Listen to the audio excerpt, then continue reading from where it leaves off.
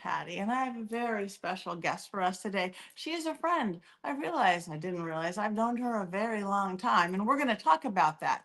Jennifer Valdez. She is, yes, she is an entrepreneur. She's a mental health advocate specializing in domestic violence. She has many businesses. She has a fabulous podcast called From Gen to Generations, and she's here with us now. So welcome, Jen. Hi, I'm so excited to be here. We just saw her podcast. This is so Yes, fun. yes. We're sharing podcasts. I know. Oh my gosh. I Uh, never in a million years would have thought this would be happening. so tell us a little bit. I know you do lots of different things. So let's start out with kind of how you got here in your life. Okay. Does that make sense? Yeah. Okay. So, I guess from the beginning, I am a teen runaway. I lived on the streets from the time I was 15 until I was 18, legally allowed to rent an apartment. Before that, I just kind of like sub rented and hung out with a bunch of people way too old, much older than I. And so I lived that lifestyle. And then I am also a teen mom. Surprise, the homeless girl got pregnant. So I had my daughter maybe 2 months after I turned 18. Wow. On March, she's May. So I just turned 18 and boom, I'm a mom now. So that's kind of where I had to put my guitar away and decide, hey, guess what? I'm not going to be a rock star anymore. Now I have to take care of an infant. So I needed to choose a career and fast. So I really wanted to be a lawyer because I felt like just arguing is fun and I could argue people's cases, and I wanted to provide that support to people. But so my mom actually is in the medical field. She's a nurse herself. So she shows up to my house and she's like, here's a brochure for paralegal. Here's a brochure for nursing. You need to pick one. And I'm like, okay. And I'm looking at her in her scrubs and I'm like, you know what? If I choose medical, I'm going to have some support. I'm going to have someone to coach me and guide me. So I put my law cap away and I'm like, okay, let's go into medical. And I went hard. Like Wow. I never went back. I never just felt like I was in the wrong career. There was just something about making myself emotionally, spiritually, intimately available to these people who really needed that in their life. Because a lot of the times the family's overwhelmed, they're tired, they don't know what to do or who to turn to, and these type of things. So I hyper focused and I just educated myself in everything I could. So in nursing, it's called a nursing ladder. So actually, one of the first levels is medical assisting. So I did caregiving and I was like, okay, this is cool, but I don't have like a title. So when my mom gave me those brochures, I chose the medical assisting. So medical assisting is basically like office work, like clerical. You work side by side by the doctor. You do patients' charts. You get to know their diagnosis. So you really you interact with the client on a chart level. Okay. You don't really get that one-on-one with them because you're working in an office situation where the doctor is the one interfacing with them directly. And you do vitals and stuff, but anyway, so I'm kind of dyslexic, not kind of, I am. I'm dyslexic and I have ADHD and stuff. So in office work was really driving me crazy. Like I cannot sit in an office in front of a computer, numbers, letters. I'm terrible. So I was like, I need another career. I can't do this. They're getting mad at me for misspelling stuff. So I looked at my options, went over the nursing ladder, CNA. So CNA is certified nursing aide. And the difference with CNA is now you're not in a doctor's office. You're not doing clerical work. Now you are face to facing with the clients. Mm-hmm. So for CNA, they come into clients who can no longer take care of their own anatomy needs. So that means bathing, assisting with transferring them from bed to wheelchair. So it's way more hands-on and a lot more interfacing with the client. And at that point, I realized this is my calling, like being one-on-one close to the patient, having them know that I am someone that they can rely on to give them what they need to provide those needs for them.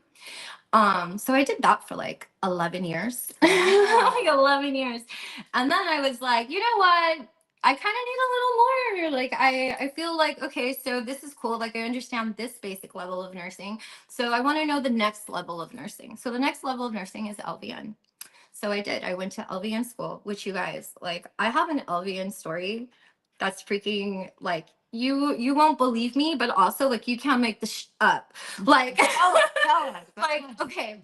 So while in nursing school, and I won't mention specific cliques of people. It's all very high school. Everything is always very high school. So Life. yeah, so very high school, there was a clique of girls, and one of the cliques of girls was having an affair with the instructor. And I accidentally walked in on this transaction of theirs because I wanted to talk about my grade. I was trying to, like, that little student, like a B isn't good enough. Like I want to tell you why I think I put the right answer, which is something I always did. So I just like walked in there and I was like, oh my God, right? But like being a street kid, I'm like, I'm not gonna tell. I'm not a snitch. I don't, I don't care. Like, as a matter of fact, just give me straight A's now. Yeah. Like, we'll never talk about it. But unfortunately, I guess the trust in me wasn't there, and he petitioned to have me kicked out of school. So because of my trauma, and like, yeah, it's gonna sound like I'm just putting it like I'm a drug addict, just putting it on this or whatever. But the truth is that I never have actually taken any psychotropic medications. I do smoke pot. So Don't tell him. yeah. So It's legal now. it wasn't done yet. So and I'm talking, we have like 1 month to graduation. He has the whole class drug tested. Okay. And I know I'm going to pee marijuana. So I'm like, shit. So I go to him and I'm like, hey, listen, like, I know I smoke pot. Like, this is not cool. Like, this isn't a way to, like, get rid of me. Like, what are you doing? So fortunately, even though marijuana was illegal at the time, they did have pot cards. Like you could do it medicinally. Mhm. So I did. I went and I saw a doctor and I explained to him, like, my life story. Like, hey, I actually need this. Like, I need to sleep at night. So he did prescribe me the card, and I went back and I took it to the school, and he was like, oh, you only just got this. You only just got it. And I was like, uh-huh. Yeah. Here's your proof that it's medical. So anyway, he took me to the school board, and they kicked me out of school. So they kicked me out of school, and they prevented me from taking my nursing license with the state. And I was so heartbroken and discouraged and just like upset at myself, at the world. My partner at the time, who was my first husband, was extremely not supportive and accusatory, and he just was not helpful. So what did I do? I moved to Arizona. Of course. Of course, leave the state. So I moved to Arizona. I'm there for like 3 years. Sorry, Arizona. You're beautiful. But for me, a Cali girl, like, I was dying. Like, I It's needed hot. to be in my city. It's so hot there. Friends, family, just taken away from everything, right? Just felt like a nobody, like a no face. Like, I just didn't belong on the planet. I was so disappointed and discouraged. And like, especially like I had my daughter at the time. She was a preteen, and I just felt like, who am I to her? Like, what a disappointment. All this time I spent away from her trying to build a better life for her. Anyway, so I'm in Arizona, and while I'm in Arizona, I don't know if you guys know, but when you go in and out of states, you don't keep your current license. You have to renew your license in another state, which means you have to retest. And I'm talking about my CNA now, because remember, I didn't get my LVN yet.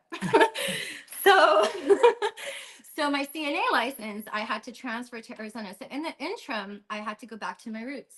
I was a caregiver. I was not a licensed anything. I was just working as a caregiver. And so that meant sacrificing a lot of my time and a lot of my days with my daughter, because I needed to make the same amount of money, so that she didn't know that we had taken such a shock to our lifestyle. So I ended up working in a boarding care. So I was working in a boarding care, and my brain is always like clicking. Like, anytime I'm in an interaction with anybody, anytime I'm anywhere, I'm soaking in the knowledge and thinking, how can I use that later? How can I take that information and make it into something later? So without even realizing it, I'm like reading all these policy and procedure books. I'm there, I'm taking care of the clients, but at the same time, I'm studying everything, how to start a boarding care, how to start a caregiving agency. I'm just like going through all this stuff, getting all this knowledge. So then I finally got my CNA whilst in Arizona. And then I'm like, you know what? I'm going home. I had to go home actually. Did you know that if you move states from California, you have to go back to California to get divorced? If you get married in California, you cannot get divorced in any other state. You have to come back home and start residency. So that's what I did. There was a very traumatic incident that occurred between my first ex-husband, myself, and my daughter. And I had to come home and divorce him. So I did. And then I had to start all over again. So I came back home.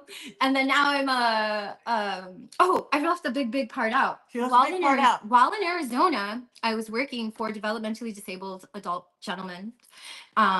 And his mother was in her 70s and she was extremely tired, extremely overwhelmed, her own personal health failing. And she had this beautiful home and she had it remodeled for her son. So it was handicap ready. And I just looked at her and I was like, you know what? I've been reading all this stuff and researching how to open a business and how to do all this stuff. So what about if we turn your house into that so you can start getting some income? Because she was also going to try looking for a job. I mean, you know, 70s, bad health, like, no, don't go look for a job. Like, let me help you. So, and her son too. So we got into business together and we started United Champions, which was my first business. And it was a group home for developmentally disabled adults. Now, I stayed there and helped her all the way to licensing, but because of the unfortunate stuff that was going on in my personal life, I had to leave the state and come back home. So I forfeited partnership of that company. So yeah, so now I'm back at home. So now I'm back at home and I finally get divorced and it's like super crazy. I come see Patty, to be honest. Yeah. I come see her and I'm like, I'm lost. I don't know what to do. I don't know where to go. I don't know what's happening. And so she grounds me. We do a tarot reading. We do the sticks, the rods. And this was a long time ago. Oh, when yeah. do we think that was? Oh, like 2013, 2014. Yeah. So we do the rods. And then I ask all my questions and I feel like so much better. Like something clicked in my brain on that drive home from our session because I, at that point, just took my life by the balls and I ran it into the ground. I'm like, this is mine. I'm going to do what I want to do. And I have. But so yeah, so going back to the licensing, so I'm in California again, right? And after seeing her, I'm mad now. Like I have this fire, like I'm a dragon breathing smoke, right? Like I want what's mine. So I contact the state board. And I called the nursing state board and I tell them, I explain everything. And I'm like, and you know what? Also, I have learning disabilities. And they never gave me any accommodations or help regarding that. So boom, oops, oh my God, I just said the magic words. I am a disabled student who was neglected of her needs. So it took me like a year of back and forth with the school to get them to send my transcripts, which were immaculate, I must say. So finally, they did send the transcripts to the state board because I had to keep calling the state board and telling them that they weren't doing it. So the state board reached out to them directly, at which point they sent them. And then I get a call when faithful 7 a.m. in the morning. And I'm like looking at my phone and I'm like, who is calling me on 7 in the morning? So, and it's a capital of the state number. So I'm like, oh, wait a minute, nobody calls me from there. So I answer and they're like, hi, is this Jennifer Valdez? I'm like, yes. They're like, so we just wanted to let you know that you're now clear to schedule for your testing. Yay. So it was like 8 years later about when they finally let me do it. But I got my LVN license and I've been practicing at LVN since then, since 2014. And I still have the ladder to go. I still want to go and continue my RN, but it's hard when you're an entrepreneur and a mom. Been there. Yeah, so that's how I got my nursing license. So now I got this nursing license. Now I start working another level of the career. So I'm working this other level of the career and I get into hospice. So I start doing hospice work and I start working for other, companies, and they're all like mom and pop companies. And I'm realizing that these people are trying to tell me what to do, but they're not nurses.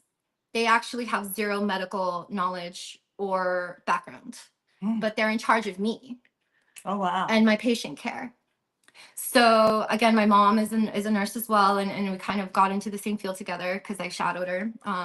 So we're having lunches, we're having dinner, we're just complaining the whole time. Like there's no like mother-daughter conversation. It's just like, and then you know what this company did? And it's like we're just like all the time. So finally, I don't really remember whose idea it was really, but one of us was just kind of like, why don't we just do our own? Why don't we just do this ourselves? And I think it was me. Probably. Yeah. Because I remembered that she told her next words were get on the phone and see what you can find. And I was like, yeah. So I did. And so I started researching companies for sale. And then so I got the price tag. Now I have a number in mind. Now I have a goal to aim for, a monetary goal. So we discussed the number. We're going to go 50-50, right? So it took us about 2 years to save the money. Yeah, but the goal was there, right? Yeah, Like we sacrificed. Not bad, 2 years. Yeah, well, nurses make good money. No,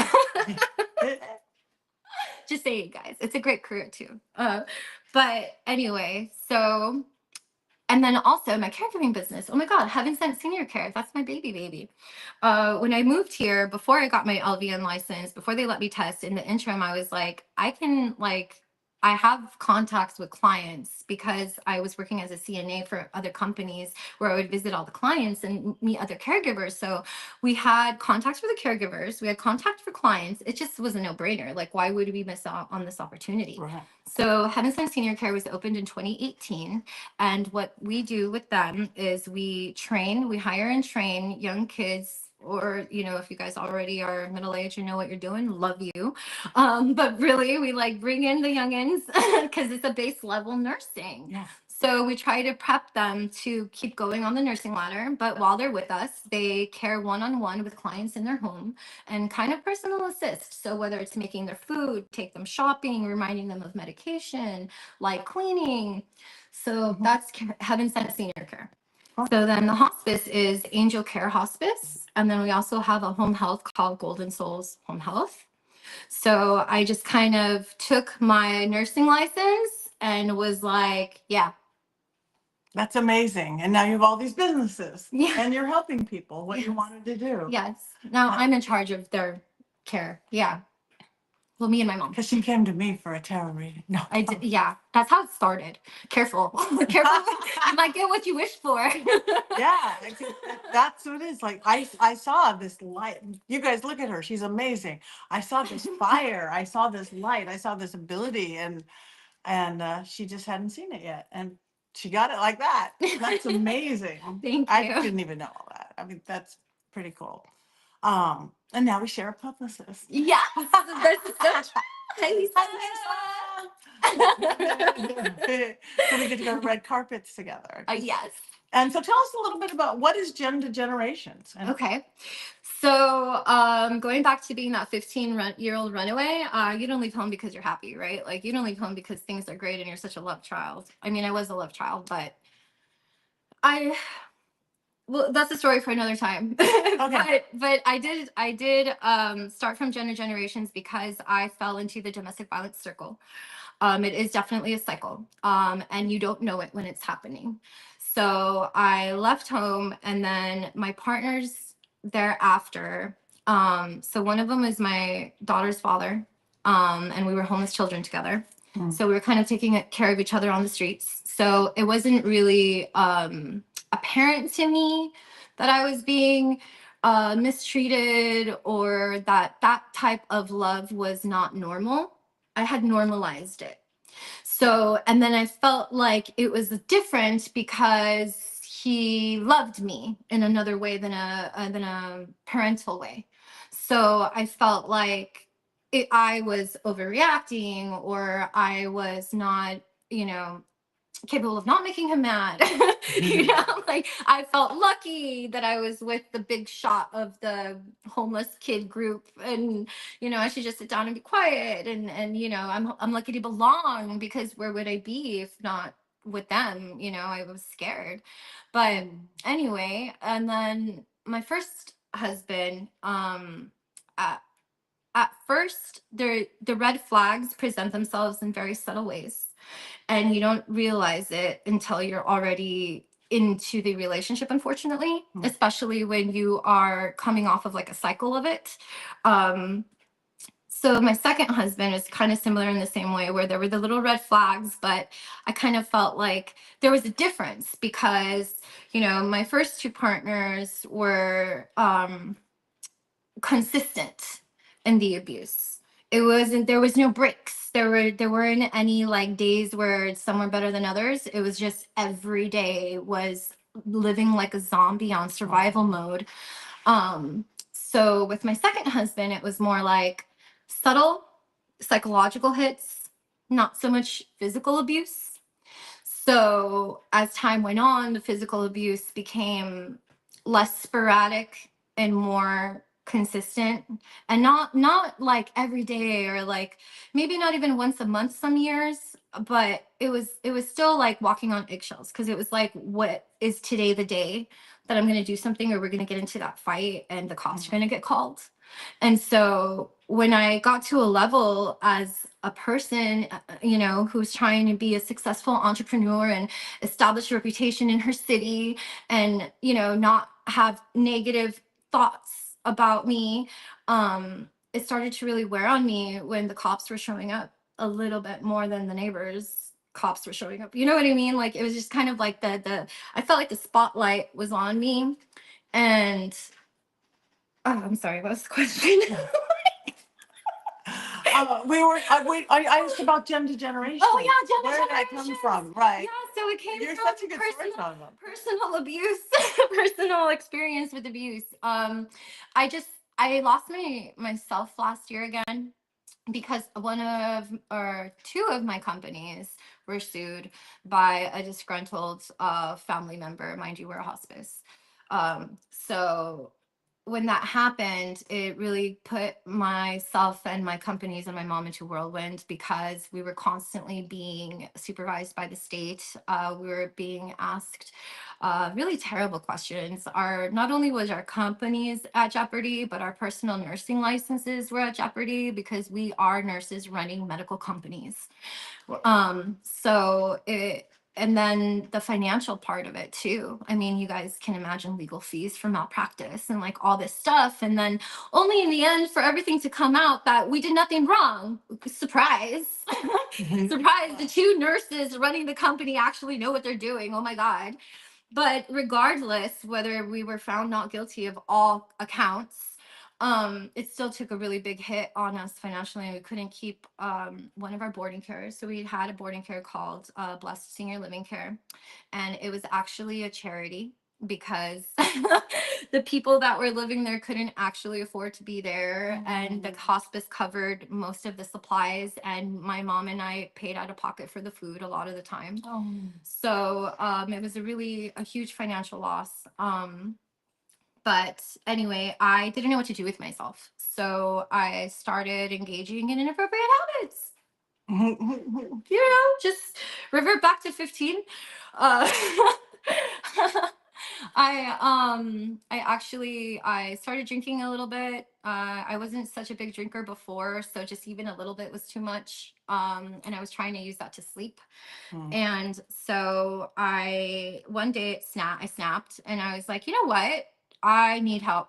I need to talk to people. So I went to my country club, as I am a country club person. So I went over there, and I'm like, I know so many business women. And I just started asking them questions. I was like, hey, so like, you ever feel like just killing yourself? Like, is that normal?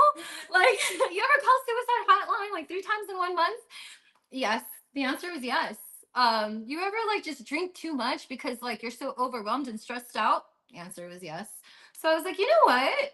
I need to share this. Like, I need to get this out there so that other girls, other female entrepreneurs can know, like, we're not alone. It feels like you're alone, but we're not alone. And I didn't have that. Personally, I'm not of the like internet age. I don't think I'm a millennial. I'm 86. I don't know. I'm XRGDB. Well, like, I didn't own a computer until 2020. Okay, that's how dinosaur I am. Like, I was too busy working to be on the computer and studying. But So yeah, I started from Gen to Gen because when I went online and I tried typing up keywords like entrepreneur struggling with mental health or domestic violence, conversation room for entrepreneur, or like anything that had to do with like success and living with this pain and dealing with this pain was not out there. So that's when I was like, I'm gonna do it. Let's see what happens. That's amazing. And you are, and Yeah. you have. That is just, isn't she delightful? Yeah, you are just sunshine. You light up a room everywhere you go.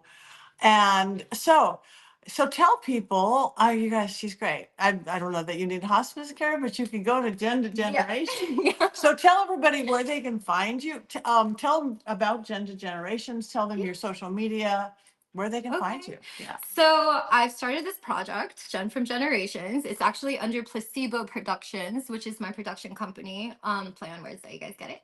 Placebo. Mm. Just push play.